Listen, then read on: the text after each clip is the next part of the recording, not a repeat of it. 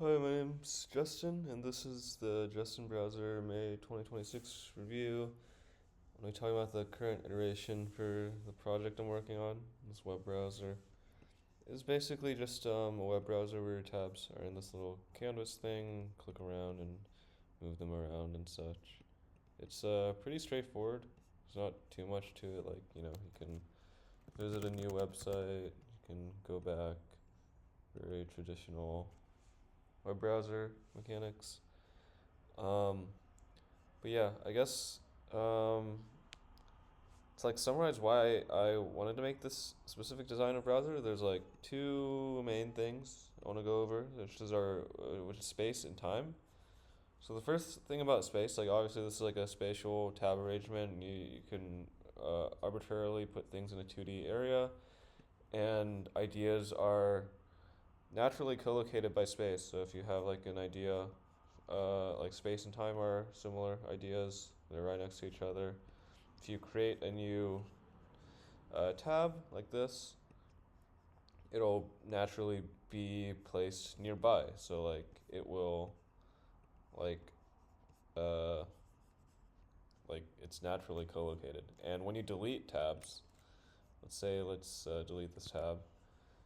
It will kind of fade into the background a little bit, and it'll fade out after 15 minutes. But the reason I'm keeping it this way is it's still kind of there. It's like keeps a remnant of where it was, and you can, go back to it. And for this example, I press the show close tabs button, and then you can reopen the tab into the real world, and you can get it back again.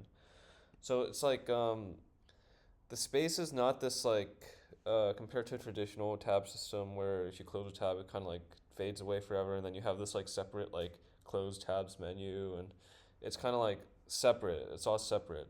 This is trying to make it into one system, which is more, I guess, like natural to me. I think I think we close tabs very quickly, and then we like forget about them, and then thus we forget what we're doing, which is I think harmful to like the way we work and interact with web browsers.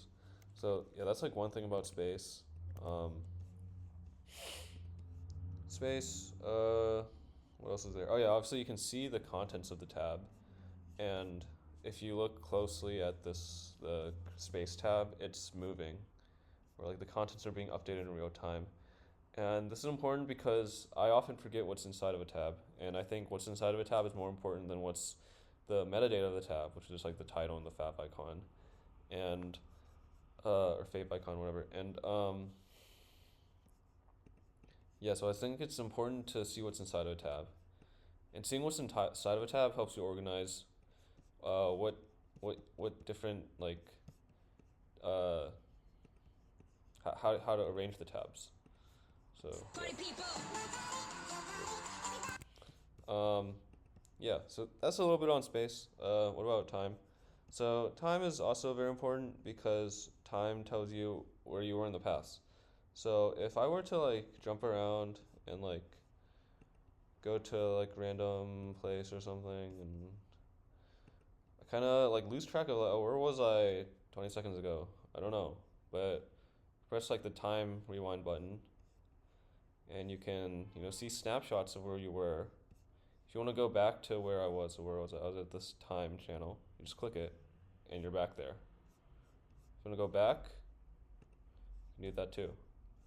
So kind of just like a visual way of representing the tab history. Yeah, go back to time for now. I'll try to smooth out the animation stuff, but yeah, that's the general concept. That's for local time, or when I say local, I mean local to a tab. If you want global time, you can swipe to the left, and you can see this kind of like global time view of screenshots of every website we've been to. And let's say I want to like rewatch some YouTube video. I can just uh yeah, just like drag it on to here, and it'll open up the YouTube video. If I want to go to a website, I can also just click it and it'll replace what's in the current tab. So a little because it's like constantly updating the history, it's a little jank, but I'll fix that too. But this is the general concept. Um, close this again. And yeah, so those are the two main things, like space and time.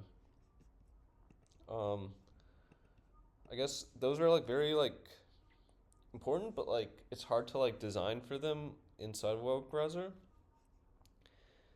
because the design of a web browser needs to be like super simple. Because when you're designing a web browser, you're not designing just a piece of software, you're designing a piece of software that wraps another piece of software, which is like the website. And in the case of a web browser, the website is the most important thing on the screen. So like you have to like I guess be conservative in the designs you choose for the browser. So like these were basically like the most conservative possible designs I could think of for like representing space and time in an adequate way. Like for example, I've experimented with a lot of different features. Like for example, like horizontal scrolling. I removed that because it added too much like I guess mental model complexity to where your tabs were, so I only kept vertical scrolling. I tried like adding like resizing tabs. That was just too much complexity. I added like basically a lot of different things to like try to enhance like either the space or the time aspects. But I ended up removing them in the name of simplicity because like the website itself is like the most important thing, not not the browser. So it's like it's an important like balance, I guess. I'm thinking about this. Mm, yeah. So that's kind of like the I guess summary of what I've been working on. Um, yeah. In terms of what like where this project is gonna move forward. So I don't know. It's been a long time working on this, and let's read what this says. I spent all this time making a web browser when I realized I don't want to use the internet anymore. I guess I was just a little bit on doubt for this project, and I've been working on this project for a long time. It's been like, um, like a year, or not a year. It's been like half a year, and I haven't really like produced like a public thing I'm like proud of yet. So I think in the near future, my priority is to ship just like a prototype. It's like I wouldn't recommend it to use as your primary browser because it's just a prototype, but it will I guess like show the ideas I'm trying to represent. Like it's not a full browser, as in like I'm not actually gonna fork Chromium yet, um, and make it like a maintain a separate browser. Like there's too much complexity for what I want to do right now. So right now I would ship this like Electron version, which is basically a prototype. It's like working, like you can still use it for whatever browser purposes you have, but it doesn't have everything. Like it doesn't have the full performance of being a Chromium fork. It has like a lot of small like UI not so good things like just tab, for example. It'll like tab onto the HTML UI here, which is like not intended, and I need to remove that. But I don't really know how.